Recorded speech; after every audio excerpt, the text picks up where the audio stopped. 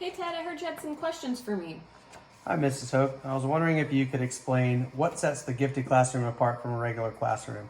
I've heard the term differentiated curriculum from the guidance counselor and was wondering if you could explain that too. Sure, of course. Let's first talk about differentiated curriculum and what that means. So differentiated curriculum just means what it sounds like. We have every fourth grade, every student in school from K to 12 has a curriculum, and that just tells us what we need to teach at what time for our students.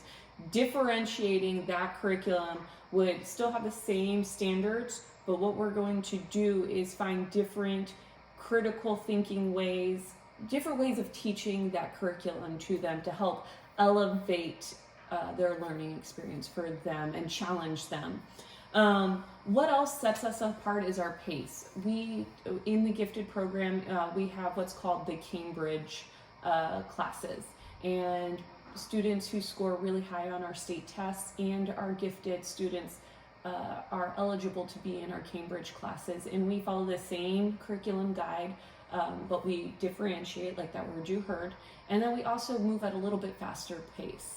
And what happens in these Cambridge classes is we have different strategies and we use different skills to help teach our students those same lessons that students in general at Gen Ed are learning as well. Some of the examples of those different skills that we use are DBQs, and it's document-based questioning is what that stands for. And we actually just did one of these in my Cambridge class. It's where we take a unit in social studies. It was the Seminole Resistance, and we used documents. There was like 8 different documents that our students had to study, from pictures to excerpts, because they were also learning in their English class. We were learning about different voices. And how you can have sources with different voices and different sources to say the same type of thing as well. So we looked at photos, we looked at diary entries, we looked at news articles, and we studied these and then asked these critical thinking questions and kept bringing it back to that essential question, which was, why was the Seminole Resistance so strong? And then at the end, they wrote a paper on this. And so it was such a great lesson. It was really engaging, and it went on for 2 weeks, 2 hours a day. The kids loved it. Another skill or strategy that we use is Socratic.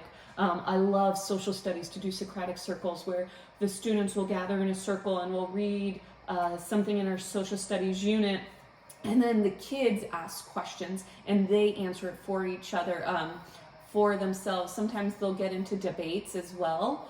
And that's another skill or strategy that we use to differentiate that same curriculum that we're teaching across all of 4th grade, but to make it a little more elevated for our Cambridge students in the gifted population. Also, teachers, the teachers that are teaching these Cambridge classes and the gifted students, in the summer I have to take a week class. It's a week-long class from 8 to 3:30, where I learn all these different types of skills and strategies in teaching gifted students. Also, every teacher in the Cambridge program that has gifted students has to get their gifted endorsement, and that is an endorsement that the state gives you after you've taken so many credit hours of almost master's level courses. And then you have these skills and the certification in order to be able to teach the gifted class. I hope this answers your questions for you, and I really appreciate you coming to me and asking me the differences of these 2 classes. And I hope you have a great day. Thank you.